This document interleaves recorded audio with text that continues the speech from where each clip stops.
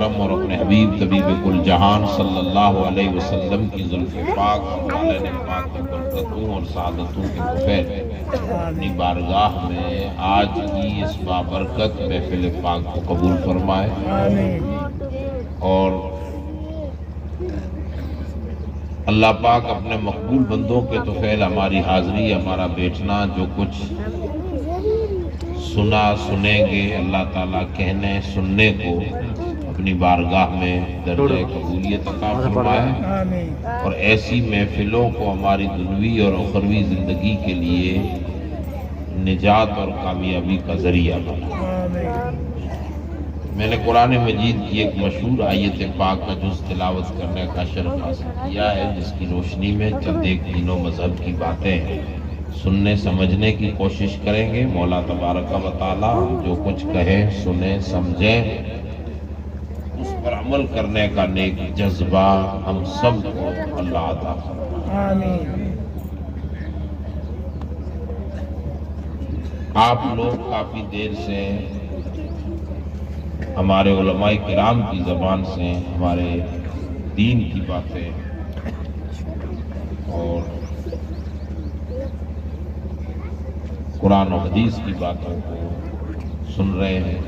تھوڑی دیر آپ مجھے بھی سننے کی زحمت گوارا کریں، انشاءاللہ ہماری محفل پاک کے اصل میر محفل یا اس پوری دعوت کے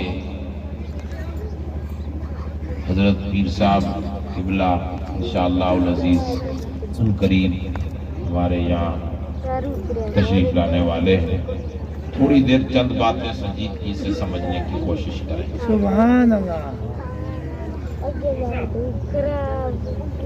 ہم یہاں جتنے بیٹھے ہیں لا الہ الا اللہ محمد رسول اللہ پڑھنے والے مسلمان ہیں۔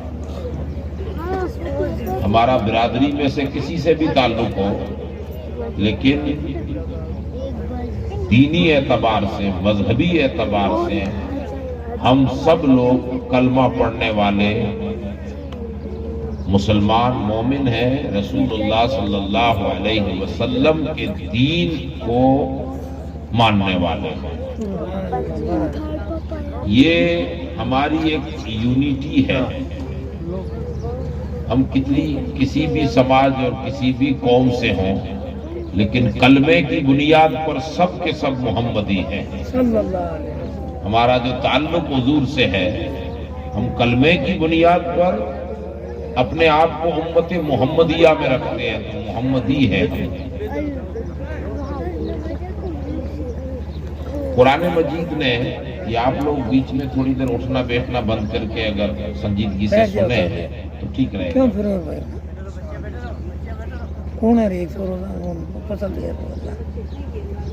قرآن مجید نے اب قرآن جس زمان صحابہ کرام کے دور میں اتر رہا ہے اور اترا تھا اس دور میں رہے گا قیامت تک، سبحان اللہ۔ اور اسی زمانے تک قرآن کا علم اور قرآن کا حکم محدود نہیں ہے، قیامت تک یہ حکم رہے گا۔ اب جو مسلمان کلمہ پڑھنے والا اپنے آپ کو مسلم کہلائے اس پر لازم ہے کہ وہ اپنا آئیڈیل اللہ کی مقدس کتاب قرآن مجید کو بنائے، اور قیامت تک قرآن ہدایت ہی بانٹتا ہے۔ اب اللہ تبارک و تعالی قرآن مجید میں ہم سے کیا کہہ رہا ہے؟ یا ایھا الذین آمنو، اے ایمان والو۔ جب اس نے بات کی یا ایھا الذین آمنو تو باقی جتنے مذہب تھے آٹومیٹکلی نکل گئے۔ اب یہ بات یہودیوں سے نہیں ہو رہی، عیسائیوں سے نہیں ہو رہی، کسی اور مذہب سے نہیں ہو رہی، یہ صرف لا الہ الا اللہ پڑھنے والوں سے بات ہو رہی ہے۔ سبحان اللہ۔ اور بات بھی اللہ کا کلام ہے، رب فرما رہا ہے، ذریعہ ہم تک پیغام پہنچانے کے رسول اللہ ہے۔ اگر حضور نہ ہوتے تو اللہ کی یہ باتیں ہم تک نہیں پہنچتی۔ حضور نبی اکرم اللہ کی ان باتوں کو ہم تک پہنچانے کا ذریعہ ہے۔ حضور کے ذریعے، حضور کے وسیلے سے یہ اللہ کا کلام ہم تک پہنچ رہا ہے۔ اب قرآن مجید اللہ فرما رہا ہے، اے لوگو یا ایھا الذین آمنو، اے ایمان والو، فادخلوا فی السلم کافہ، تم پورے کے پورے اسلام میں آ جاؤ۔ اب قرآن کے انداز پر ذرا دیکھیے، یا ایھا الذین آمنو، ایمان والو، فادخلوا فی السلم، اسلام میں پورے کے پورے آ جاؤ۔ تو اسلام کی طرف آنے کا جو قرآن کہہ رہا ہے، تو اسلام کا نقشہ کچھ اور ہے، ایمان کا نقشہ کچھ اور ہے۔ یہ دونوں الگ چیزیں ہیں، ایک ایمان اور ایک اسلام۔ قرآن مجید کہہ رہا ہے مومن ہو تو اسلام میں پورے کے پورے آ جاؤ۔ تو یعنی ایمان الگ چیز ہے، ایمان دکھتا نہیں، ایمان ظاہر نہیں ہوتا۔ ایمان کہتے کس کو؟ آپ کی مانسکتا، آپ کے وچار دھارا، آپ کے نظریے، آپ کا خیال، آپ کے دل کے ارادے، جو آپ کا مائنڈ سوچ رہا ہے، آپ کی سوچ، آپ کی فکر، آپ کے خیال، آپ کے نظریے، آپ کی وچار دھارا، آپ جو سوچ رہے ہو، مومن اسے کہتے ہیں جو اپنے مائنڈ میں، اپنے فکر میں، اپنے سوچ میں اللہ کے لیے وہی سوچے جو سوچ اسے اللہ کے حوالے سے رسول اللہ نے عطا فرمائی ہے۔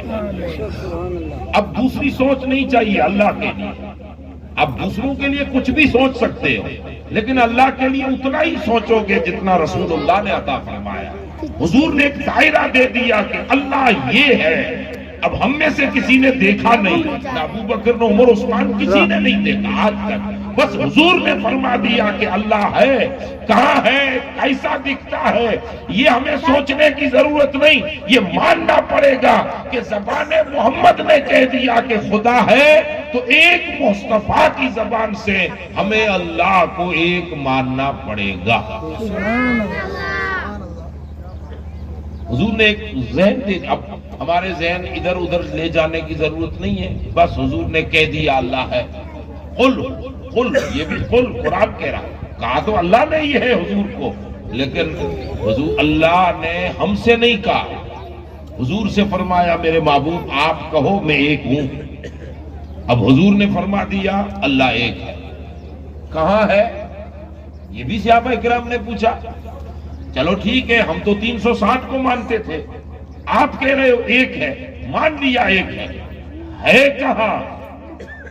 حضور نبی اکرم صلی اللہ علیہ وسلم نے جواب دیا وَإِذَا سَأَلَكَ عِبَادِي عَنِّي فَإِنِّي قَرِيبٌ أُجِيبُ دَعْوَةَ الدَّاعِ إِذَا دَعَانِ۔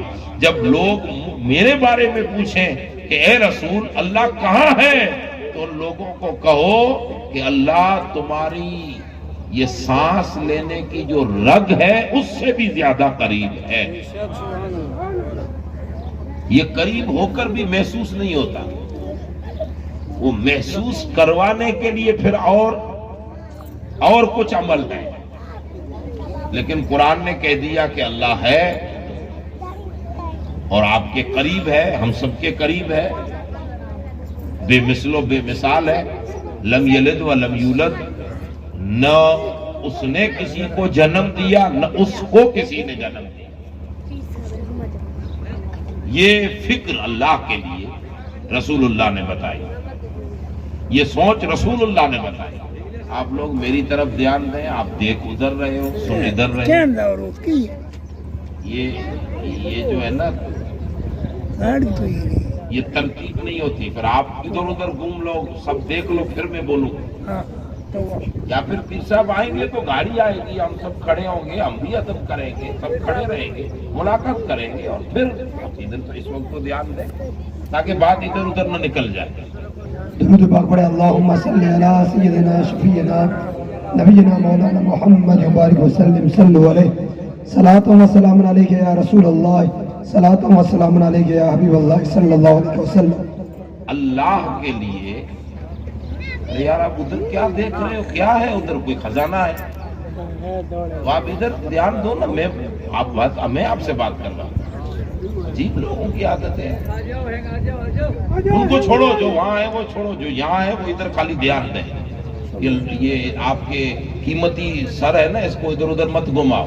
ہم مسلمان ہیں, سر ایک ہی جگہ رہتا ہے, اللہ کی بارگاہ میں. رب کے لیے ہمارا نظریہ کیا ہونا چاہیے حضور نے بتا دیا. یہ ایمان اسے کہتے ہیں. اب ہمیں لاکھ کوئی دلیلیں دے, ہم نہیں مانیں گے. وہی مانیں گے جو زبان رسول نے ہمیں کہہ دی. سبحان اللہ. یہ ایمان ہے. کچھ بھی ہو جائے نہیں مانیں گے, اس لیے کہ رسول اللہ کی زبان سے جملہ نکل گیا. قرآن, لوگ کہتے ہیں قرآن مجید میں, ارے وہ جو قرآن ہے نا, جس قرآن میں ہے کہ اللہ ایک ہے, جس قرآن میں ہے کہ اللہ تمہاری شاہ رگ سے بھی زیادہ قریب ہے, نحن اقرب الیہ من حبل الورید, جس قرآن میں ہے کہ اللہ تعالی مکان سے ماورا ہے, وہ کسی جگہ نہیں, وہ ہر جگہ ہے. جس قرآن میں یہ ہے کہ اللہ بے مثل و بے مثال ہے, اللہ تبارک و تعالیٰ نے کسی کو پیدا نہیں کیا, نہ اسے کسی نے پیدا کیا. جس قرآن نے رب کی وحدانیت کو اس اچھوتے انداز میں بیان کیا ہے, اس خود کے قرآن ہونے کی گواہی تو اللہ نے نہیں دی کہ یہ میرا کلام ہے, اس کے قرآن ہونے کی گواہی بھی زبان رسول نے دی ہے کہ یہ اللہ کا قرآن ہے. سبحان اللہ, سبحان اللہ.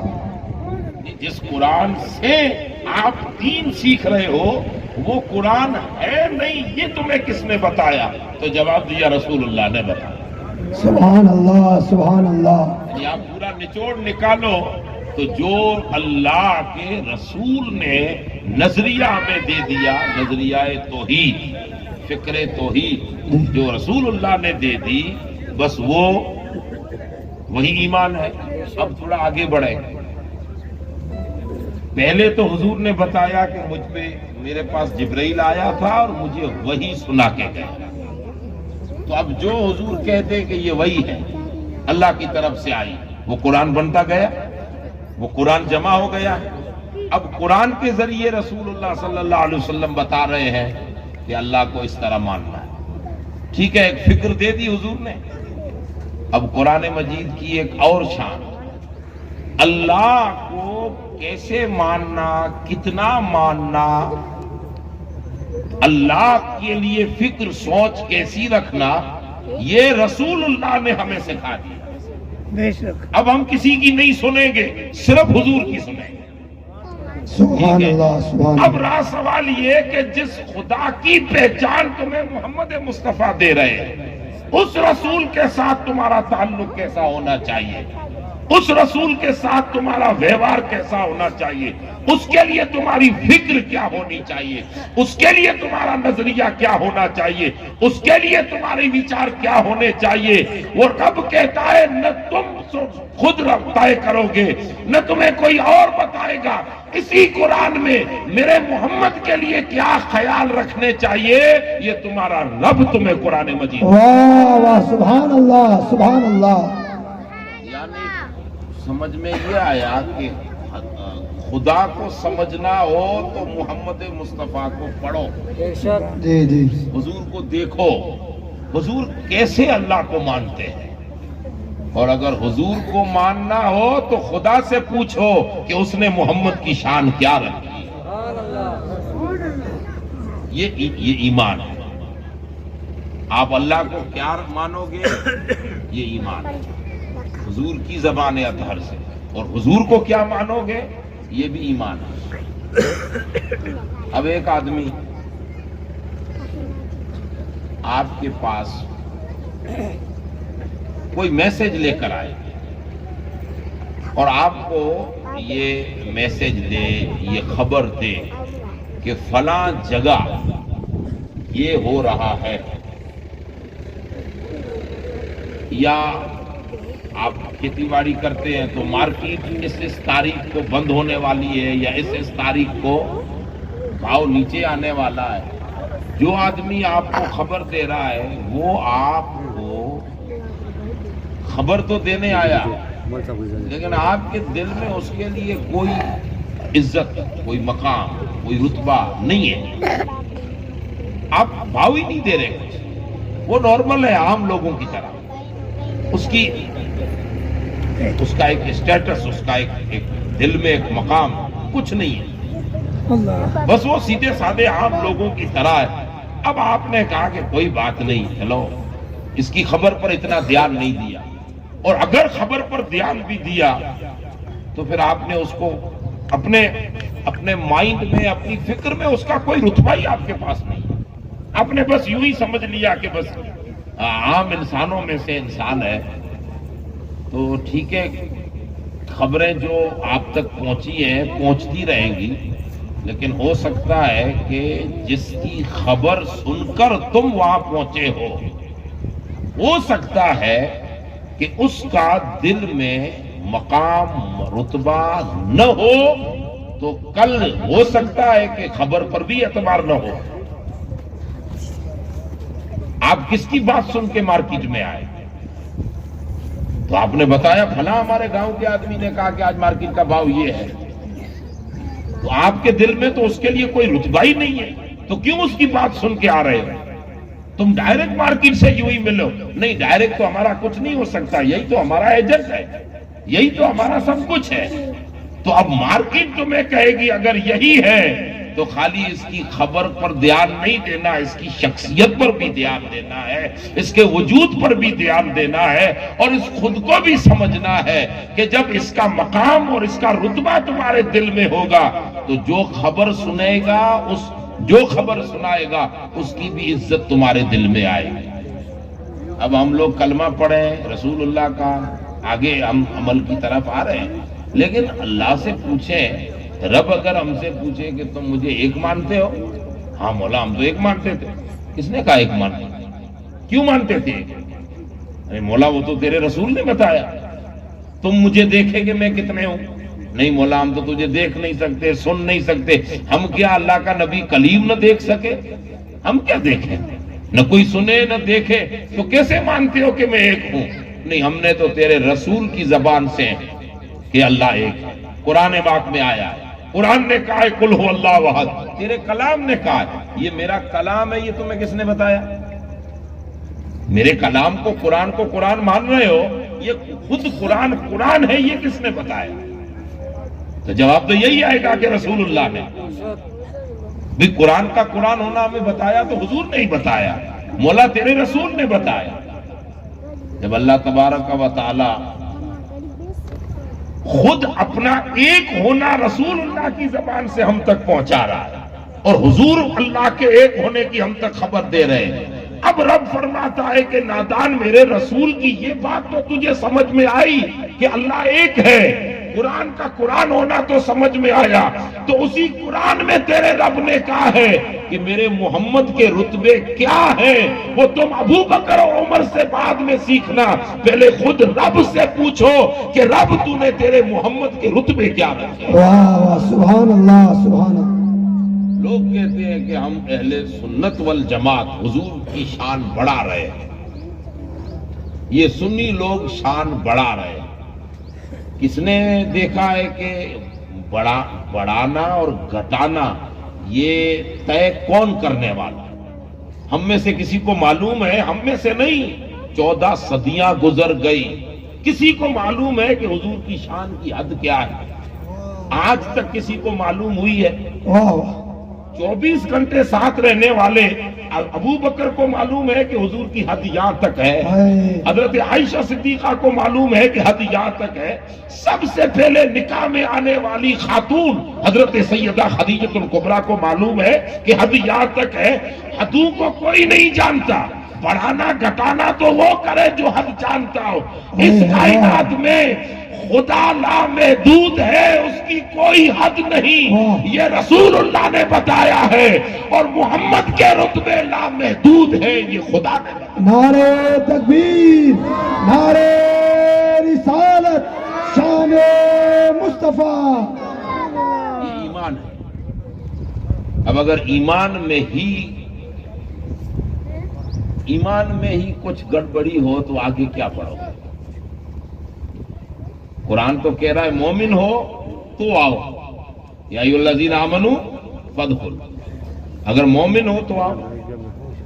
اب مومن ہے ہم اللہ کو اور اس کے رسول کو مانتے ہیں۔ ماننے کا معنی کیا ہے؟ ہم نے کہا ہم مانتے ہیں وہ رسول اللہ ہے، امام الانبیاء، تمام نبیوں کے سردار ہیں، ہم مانتے ہیں، بس ہو گیا۔ خالی ماننا اتنا نہیں کہ تمام نبیوں کے سردار ہیں، تو ماننے کی معنی یہ ہے کہ اللہ نے آپ کو عقل دیا ہے، ہم سب عقل والے ہیں، کوئی چیز پر غور فکر کرتے ہیں نہیں کرتے؟ کہ کوئی چیز خریدتے بھی ہیں تو سوچتے ہیں کہ نہیں؟ کسی کو اپنی بیٹی بیاہ میں دے رہے ہیں تو سوچتے ہیں کہ نہیں؟ اللہ نے عقل دیا ہے نا، عقل کو دخل دیتے ہیں کہ فلاں بندہ کل ملا تھا کیسا ہوگا، مجھے اس سے بائک لینی ہے لیکن کیا پتا ہو سکتا ہے کہ فراڈ ہو، تھکا پٹکا کہیں نہ ہو جائے، یعنی آپ سوچتے ہیں نا، ایک زمین خریدنے سے پہلے سوچتے ہیں نا۔ ماننے کی اصل تعبیر یہ ہے کہ ماننا کہتے ہیں آپ کے عقل سے نہ پوچھیں، عقل کو بند کر کے بیٹھ جائیں، اور عقل کہے ذرا سوچ تو صحیح، تو آپ کا دل جواب دے کہ آمنا و صدقنا، سب میں سوچوں گا لیکن خدا اور مصطفیٰ کے لیے عقل کو دخل نہیں کروں۔ واہ واہ، سبحان اللہ سبحان اللہ۔ ماننا کہتے اس کو ہے کہ آپ کا عقل بیچ میں روڑا نہ داخل کرے۔ اچھا، اس پر ایک ہلکی سی مثال ہے، یہ مشہور واقعات ہیں، آپ لوگ بارہا تقریروں میں سنتے ہو، لیکن تھوڑا اس کو سنجیدگی سے سنیں۔ سبحان اللہ۔ بدر کی لڑائی ہوئی تھی، جنگ بدر، اسلام کی پہلی جنگ۔ اسلامی تاریخ میں بدر کے میدان میں حضور نبی اکرم صلی اللہ علیہ وسلم، اور جنگ کی ہوئی تھی، یہ مکے میں حضور 53 سال رہے، 40 سال کے عمر پاک میں اعلان نبوت کیا۔ میں یہ بھی نہیں کہوں گا کہ نبی بنے، میں نہیں کہوں گا، ہمیں کیا حق ہے کب بنے، میں اور آپ نکی کر سکتے ہیں کہ کب بنے؟ دینے والا خدا جانے، لینے والا رسول جانے، ہمیں جو کام کی چیزیں ہیں اس سے وہ لے، وہ کب نبی بنے وہ کب نہ بنے یہ ہمارا میٹر ہی نہیں ہے۔ اعلان نبوت 40 سال میں کیا، تو مکے والے نہ خود سکون سے رہے نہ سکون سے رہنے دیا، تو لڑائی جھگڑوں کا رات کا جھنجٹ، روز کسی مسلمان کو ادھر مارا جا رہا ہے، کبھی اس کو ادھر کاٹا جا رہا ہے۔ یاد رکھیے، نفرتوں سے کبھی ملک فتح نہیں ہوتے۔ تو حضور نبی اکرم صلی اللہ علیہ وسلم کے غلاموں کو جو تکلیف دی جا رہی تھی، یہ رات دن کے جو جھگڑے تھے، ان سے چلو جھگڑے ختم ہوتے تو میں یہ گاؤں ہی چھوڑ دیتا۔ اب ہجرت کر کے مدینے پاک، جو مولانا صاحب بیان کر رہے تھے نا، تھا یثرب، وہ آپ کا سراب بھی اسی سے لیا ہے، سنسکرت کا سراب بھی اسی یثرب سے۔ یثرب کہتے ہیں جہاں پہ بیماریاں ہوں، یعنی بری آتمائیں، جو شبد آپ استعمال کریں، جہاں پہ سکون نہ ہو، ایسی جگہ وہ کہتے ہیں نا فلاں کو فلاں کا سراب لگ گیا، تو سراب وہی ہے، یثرب تھا۔ جب حضور ہجرت کر کے مکہ سے نکلے تو جائیں کہاں؟ تو مکے سے اونچی جگہ جائیں۔ اللہ نے فرمایا محبوب اگر مکے سے اونچی جگہ تو فلسطین ہے، اگر ملک شام جاؤ گے تو تم اپنے لیول سے بہتر جگہ پر جاؤ گے تو تمہارا رتبہ دنیا کی سمجھ میں نہیں آئے گا۔ وہ تو کہیں گے وہ جگہ پہلے سے اونچی تھی، اس لیے محبوب آپ دنیا میں آئے ہو اونچوں کو اونچا کرنے کے لیے نہیں، نیچوں کو اونچا کرنے کے لیے۔ بے شک حق ہے۔ آپ دنیا میں آئے ہو جو بالکل بے وقت ہے اسے عزت دینے کے لیے، تو آپ ہجرت کر کے مدینہ جاؤ جو یثرب ہے، جب مدینہ جاؤ گے، اب تک پوری دنیا جانتی ہے کہ بیماریوں کا گھر مدینہ یثرب، بیماریاں یثرب میں، اور بے روزگاریاں یثرب میں، بے سکونی یثرب میں، بے قراری یثرب میں، اطمینان نہیں یثرب میں، بے اطمینانی یثرب میں، یعنی سارا کچھ یہی ہے خرابہ۔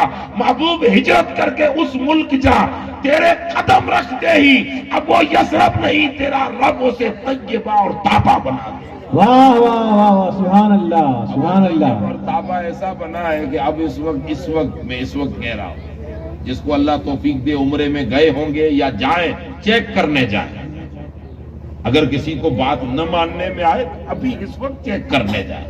دو شہر ہے مکہ اور مدینہ۔ مکہ حضور کی جنم بھومی ہے، مدینہ محمد کی کرم بھومی ہے، دونوں جگہ ہیں۔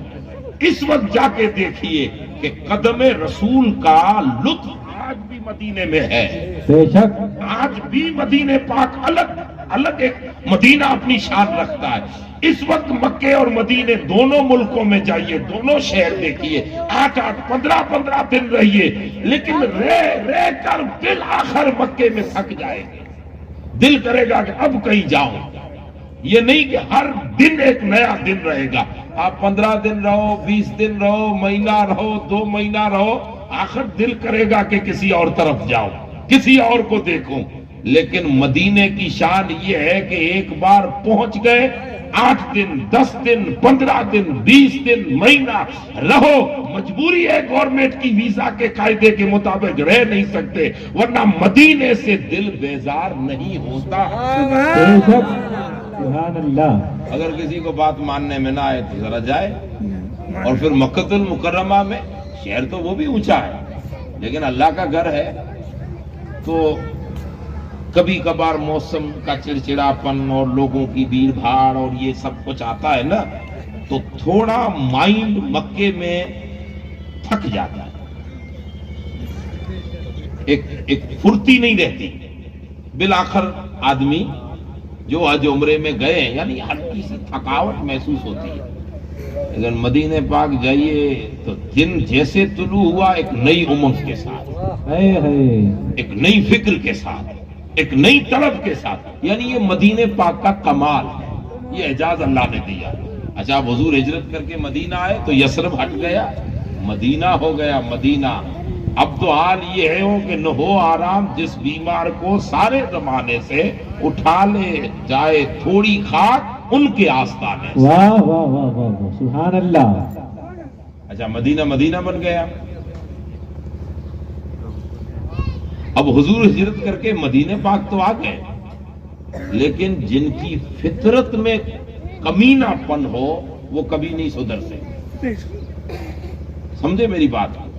جی فطرت میں فتنہ جن کے ہو، تو آپ فطرت کو آپ کی مارواڑی بھاشا ہے عادت ہی بولتے ہو نا، جس کی عادت میں فتنہ ہو نا، اسے آپ زمزم کے گھڑے کے گھڑوں سے اسنان کروا دیں، نہیں وہ اس میں بھی غلطی نکال لے گا، پانی یوں نہیں یوں ڈالنے، یوں لگانے، یوں، یعنی فطرت ہے اس کی۔ یہ جو ابو جہل، عتبہ، شیبہ، ان کی فطرت میں فتنہ تھا، تو جی حضور کو سکون سے رہنے نہیں دیا۔ اب وہ یہاں پلاننگ کر رہے ہیں کہ مدینے سے نکالیں کیسے، مدینے پہ چڑھائی کیسے کریں، مدینے میں حملہ کیسے کریں، وہاں رہنے والے یہودیوں کو بھڑکا رہے ہیں، یہ کر رہے ہیں، یعنی وہ اپنی شرارتیں نہیں چھوڑی، نہیں بندی نہیں کر رہے۔ یہ جب حضور کو اطلاع ہوئی کہ مکے والے مل کے بڑا لشکر تیار کر رہے ہیں اور مدینے پہ حملہ کرنے والے، تو حضور نے دفاع میں کہ وہ مدینے پہنچے اس سے پہلے ہم نکلتے ہیں، بدر کے میدان میں آ گئے۔ ٹھیک ہے، واقعہ تاریخ کا لمبا چوڑا ہے، جی میں نے خالی ایمان کی بات سمجھانی ہے۔ ایمان کہتے ہیں آپ کا عقل انوالو نہ ہو۔ ایمان کسے کہتے ہیں؟ ماننا کسے کہتے ہیں؟ آپ کی عقل انوالو نہ ہو، آپ عقل کو داخل نہ کریں، عقل کچھ بھی دلیلیں کرے لیکن عقل کی بات نہ سننا، یہ ایمان۔ بے شک اور اگر عقل کی بات سنو گے تو عقل مند تو کہلاؤ گے، مومن نہیں کہلاؤ گے۔ اچھا وہ بات میں صرف اتنی سمجھنی ہے۔ بدر کے میدان میں جب صحابہ کرام نکلے ہیں مدینہ سے، تو 313 کتنے تھے؟ 313 یہ 313 میں 12 سال سے لے کے 62 سال تک کے تھے. 60 کے بھی تھے, 50 کے بھی تھے, 40 کے بھی تھے, کڑیل جوان سب نہیں تھے, بچے بھی تھے. اچھا, جو یہ میدان میں بدر آ رہے ہیں, اس سے پہلے آج تک ان 313 میں سے کوئی ایک بھی کبھی تلوار پکڑ کے لڑا نہیں تھا. یعنی یہ ٹرین ہی نہیں تھے, ٹریننگ تھی ہی نہیں, کوئی پلاننگ نہیں. وہ تو ایک سیدھی سادی زندگی جی رہے تھے, کیا پتا کہ ایک دن تلوار اٹھانی پڑے گی. اچھا, اب جب میدان میں آ کے کھڑے ہو گئے, اب جنگ کا میدان ہے, اور وہ بھی ان کے سامنے جو خود لڑاکو ہے, جن کی ٹریننگ دی ہوئی ہے. تو کئی خیال تو آئے ہوں گے, ہاریں گے کہ جیتیں گے, کٹیں گے کہ مریں گے. انسانی عقل ہے نا, عقل سب کچھ. لیکن حضور کے ساتھ چلے آئے, بدر میں کھڑے ہو گئے. یہ جب کھڑے ہو گئے, بیچ میں ایک سوال بھی حضور سے نہیں کیا, یا رسول اللہ کیا ہوگا. عقل کہہ رہی تھی کیا ہوگا کیا ہوگا, لیکن حضور سے نہیں کہا, کیونکہ رسول اللہ کو اپنا سب کچھ مان لیا ہے. واہ واہ واہ, سوال نہیں کرنا. بے شک. ٹھیک ہو, میدان بدر میں کھڑے ہو گئے, تو اب حضور نے آپ اٹھائے.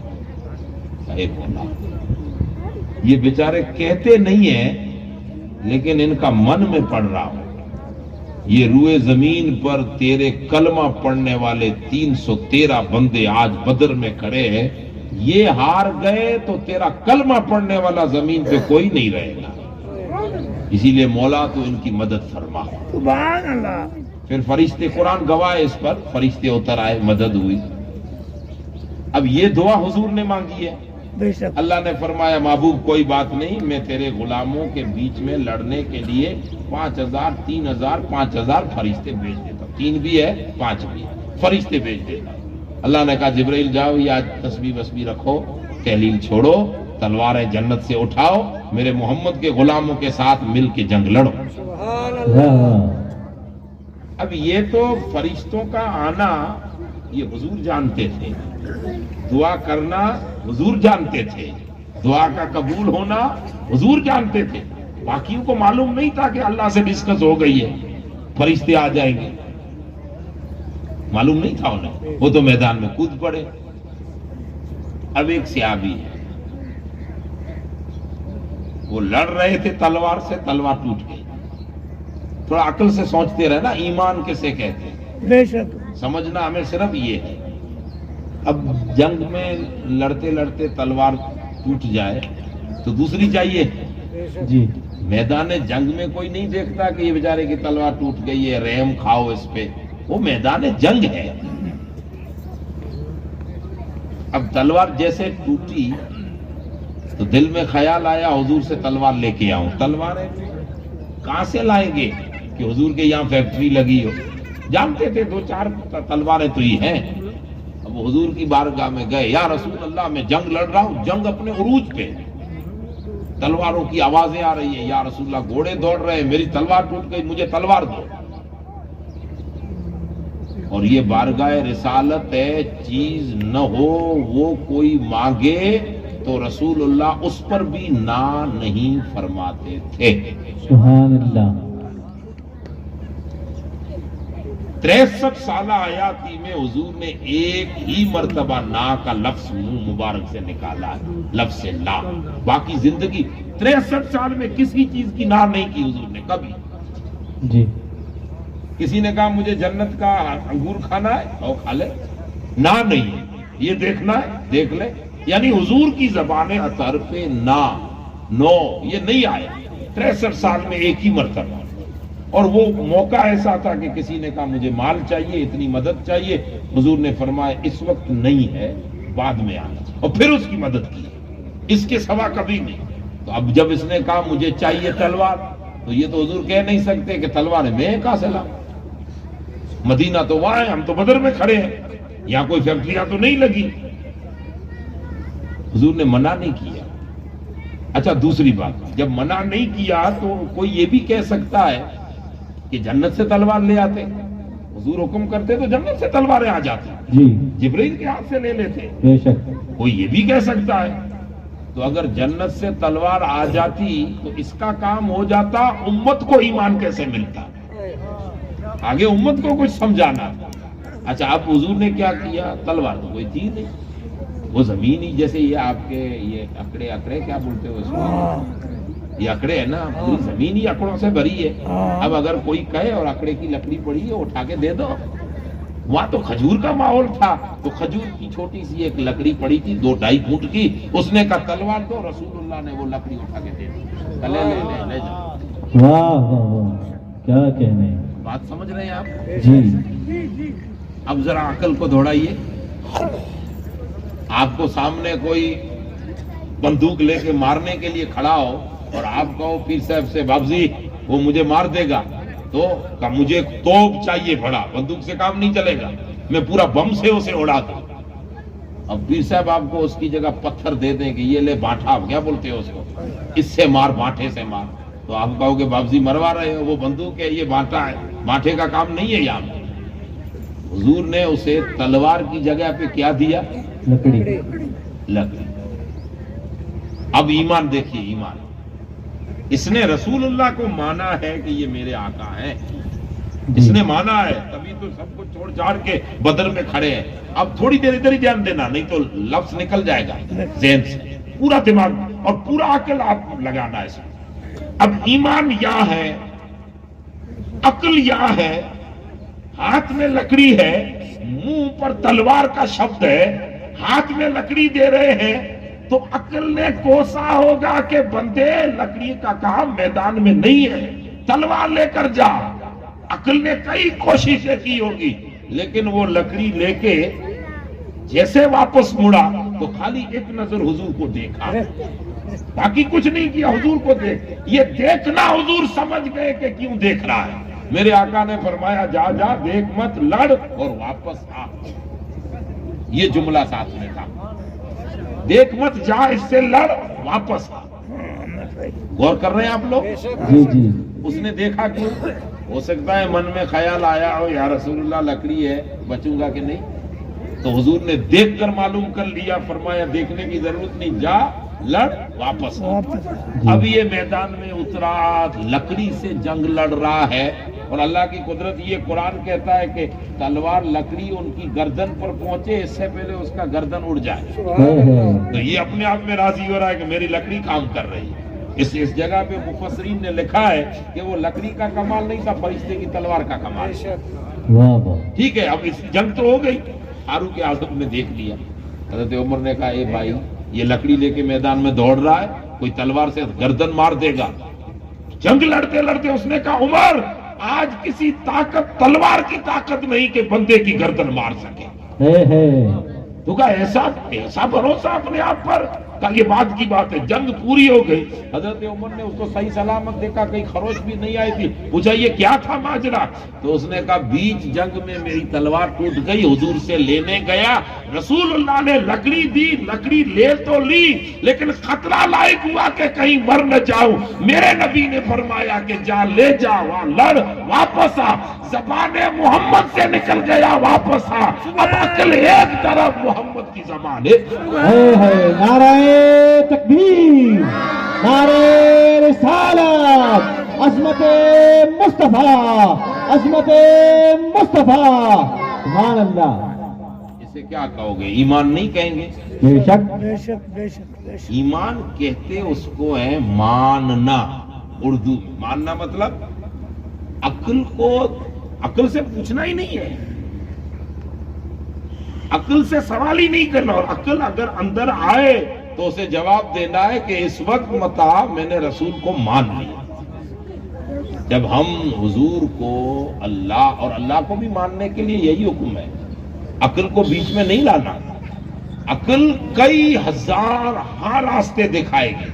ایمان اللہ اور اس کے رسول کو ماننا، بس فکر، سوچ یہی ہے کہ ہم ایمان پر. قرآن فرماتا یا ایھا الذین آمنو، اے مومنو جب ایسا ایمان ہے اور مومن ہو تو فادخلوا فی السلم، تو اسلام میں پورے کے پورے آ۔ اب یہ الگ مضمون ہے۔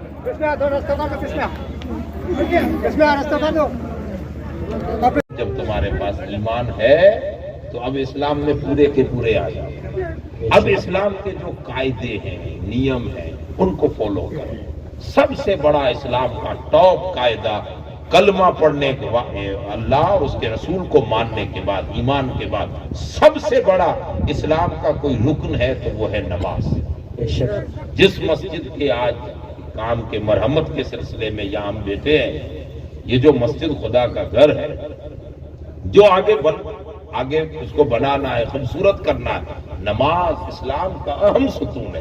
اگر ایمان ہے تو اب آئیے اسلام میں، اور اسلام میں پہلا دروازہ وہ ہے نماز۔ آقا فرماتے ہیں کہ نماز قائم کر۔ یا رسول اللہ کیوں نماز پڑھوں؟ جنت کمانے کے لیے، ثواب کمانے کے لیے؟ نہیں، میرے محبوب فرماتے ہیں کہ اللہ کی بارگاہ میں نماز قائم کر، اس نیت سے کہ یہ مجھ محمد مصطفیٰ کے آنکھوں کی ٹھنڈک ہے۔ سبحان اللہ۔ سوچ ہی بدل جائے گی آپ کی۔ ہم نماز کیوں پڑھیں؟ مومن ہے نا، حضور کو مانتے ہیں۔ اب جو عقل کے ساتھ حضور کو مانے گا وہ تو یہ امید رکھے گا کہ یہ جنت کا دروازہ مل جائے، وہ حور مل جائے، وہ غلمہ مل جائے، یہ جنت کا کمپاؤنڈ مل جائے، یہ دروازہ، یہ محل مل جائے۔ لیکن میرے محبوب نے فرمایا کہ محلوں کی آسا اور امید میں نہ پڑھ، اس لیے پڑھ کہ میرے محبوب کی آنکھوں کو ٹھنڈک مل جائے۔ مجھے کچھ ملے یا نہ ملے، لیکن محبوب کی آنکھوں کو ٹھنڈک ملے۔ جب بندہ اس نیت کے ساتھ نماز کے لیے آئے گا، اور یہ نیت انہی کو ہوگی جو مومن ہوگی، ایمان، تو نماز اہم اسلام کا ستون ہے۔ آقا فرماتے جس نے اس کو قائم کیا اس نے اپنے دین کو قائم کیا۔ اس لیے اللہ تبارک و تعالی ہم سب اہل سنت والجماعت، وہ مولانا بیان کر رہے تھے 200-250 سال پہلے سب سنی تھے، پوری دنیا میں سنت والجماعت ہی تھی، اور رسول اللہ صلی اللہ علیہ وسلم اس کائنات میں جو دین لے کر آئے، جس دین کی رسول اللہ نے بنیاد رکھی ہے، وہ بنیاد ہی اس بات پر ہے کہ اللہ کو مان، رسول اللہ کو مان، اپنے عقل سے نہیں، اپنے دل سے مان۔ اسی لیے آمنا و صدقنا، انہیں جانا انہیں مانا، نہ رکھا غیر سے کام، للہ الحمد میں دنیا سے مسلمان۔ بس انہیں مان لیا، انہیں جان لیا، اب ہمیں اور کسی ادھر ادھر لے آنے کی ضرورت نہیں ہے، حضور کو ماننا۔ حضور نے ہمیں نماز عطا فرمائی ہے۔ حضور نبی اکرم نماز کی پابندی کرنے والوں سے، آخری بات، نماز کی جو پابندی کرتے ہیں نا، ان سے ایک سنجیدگی سے میرا سوال ہے، ذرا سوچ تو صحیح کہ تو نماز پڑھنے کی بات تو قوم کو بتاتا ہے، لیکن کیوں پڑھیں اس رسول صلی اللہ علیہ کائنات صلی اللہ علیہ وسلم کے ادب اور تعظیم کی بات کیوں نہیں بتاتا؟ نماز خود جس کی اتنی پابندی کے حکم تو تقریروں میں، وائزوں میں اور تبلیغ میں دے رہا ہے، وہ خود نماز بھی تو رسول اللہ کے سفر معراج کا صدقہ ہے۔ واہ واہ، بے شک۔ وہ خود نماز تو حضور کے سفر کا تحفہ ہے، بلکہ صوفیاء کرام نے سفر معراج کے اس تحفہ نماز پر ایک بات لکھی ہے، فرماتے ہیں کہ ہم اور آپ لوگ جب ایک دوسرے سے ملتے ہیں نا یاری دوستی میں، تو ایک دوسرے کو تحفہ دیتے ہیں۔ اللہ تبارک و تعالی نے اپنے محبوب کو بطور تحفہ جو نچھاور کیا حضور پر، وہ بھی ہے نماز۔ جس نماز سے تو اللہ کا ولی بن رہا ہے، وہ تو مصطفیٰ کے سفر معراج کا صدقہ ہے۔ واہ واہ واہ۔ تو نماز کی پابندی کرے، نماز کو دل سے پڑھے، نماز کو ارکان سیاح کے ساتھ پڑھے، پورے اصولوں کے ساتھ پڑھے، تو نماز تجھے کہاں سے کہاں تک پہنچا دے۔ جو نماز گرے ہوئے کو اتنا اونچا درجہ دے رہی ہے، جو نماز غریبی سے امیری کی طرف سفر کروا رہی ہے، جو نماز دل کو जहालत से नूर की तरफ ले जा रही है, जो नमाज गिरे हुए को उठा रही है, जो नमाज तेरी आंखों में नूर दे रही है, जो नमाज तुझे इतना आला रुतबा दे रही है, जरा उस नमाज से पूछ के तू क्या है। तो नमाज कहती है हम तो दो दोस्तों की मुलाकात का सदका है, जो मुस्तफा की मुलाकात पर खुदा ने निछावर किया, तुम फूल उड़ाते हो, खुदा ने 5 वक्त की नमाज उड़ा कर। वाह वाह, सुभान अल्लाह, सुभान अल्लाह।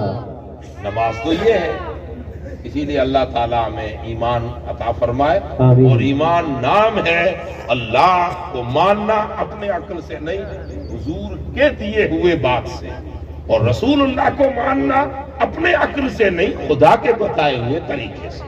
अल्लाह तबारक व तआला, आप कहोगे खुदा ने क्या बताया हुजूर के लिए, तो आज भी जाइए गुंबद खजरा की हाजिरी दीजिए, आज भी लिखा है ला तरफऊ अस्वातकुम फौका सौतिन नबी।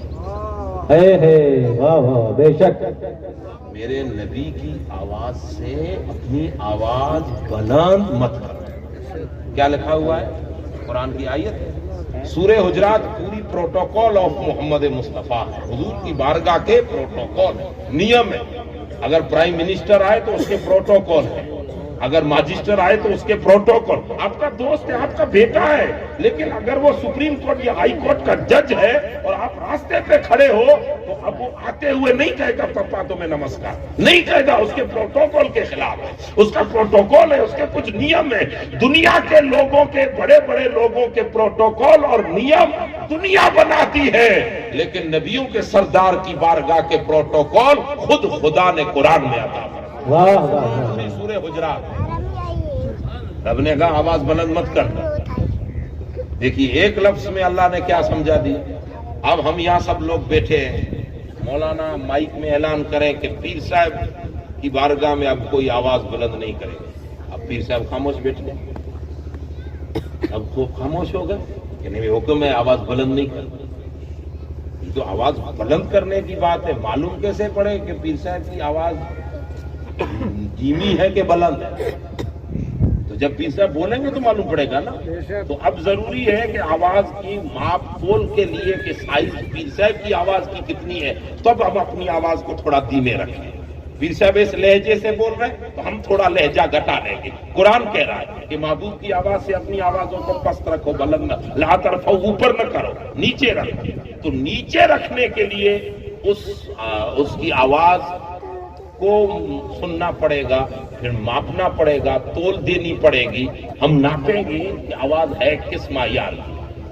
तो कुरान मजीद ने एक बात कहकर दूसरी बात समझा दी कि जब रसूल की बारगाह में आओ तो कितने भी दुख लेकर आए हो, खुशी लेकर आए हो, कुछ भी खबर सुनाने आए हो, लेकिन खबर उस वक्त तक मत सुनाना जब तक मेरा महबूब खुद न कुछ बोले।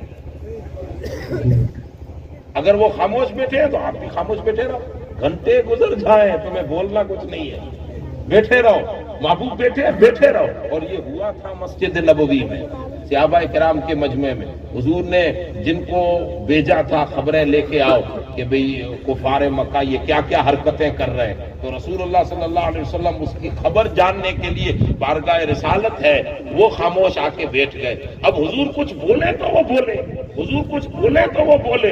किसी ने कहा हुजूर को खबरें सुना, उसने कहा नहीं सुनाऊंगा जब तक मेरा महबूब खुद बोले, पहले वो बोले फिर मैं बोलूं। तो बारगाह रिसालत का प्रोटोकॉल और अदब कुरान दे रहा है कि जब नबी की बारगाह में आओ, कोई बात करनी है तो खामोशी से बैठे रहो। अब नबी तुम्हें खाली इतना ही पूछे कैसे हो, अंदाज लगा देना कि आवाज किस बुलंदी पर थी, आवाज अंदाज लगाकर फिर बात करना कि या रसूल अल्लाह हम ठीक है, बस अंदाज लगाना।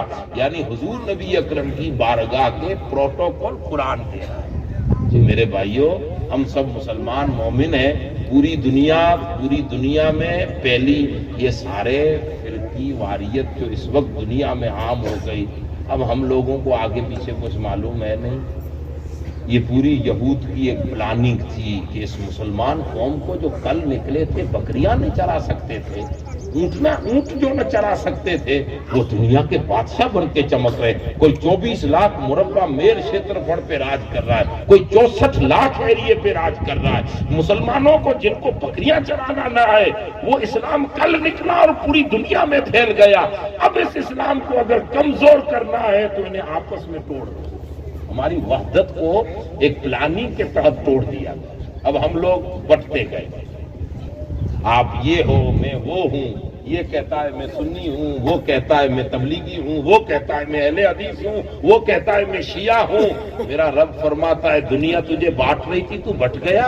ارے ادھر ادھر سب چھوڑ, ایک ہی ٹائٹل لے کہ میں کچھ بھی نہیں ہوں, سب سے پہلے میں محمدی ہوں, رسول اللہ کو ماننے والا, حضور کو ماننے والا ہے.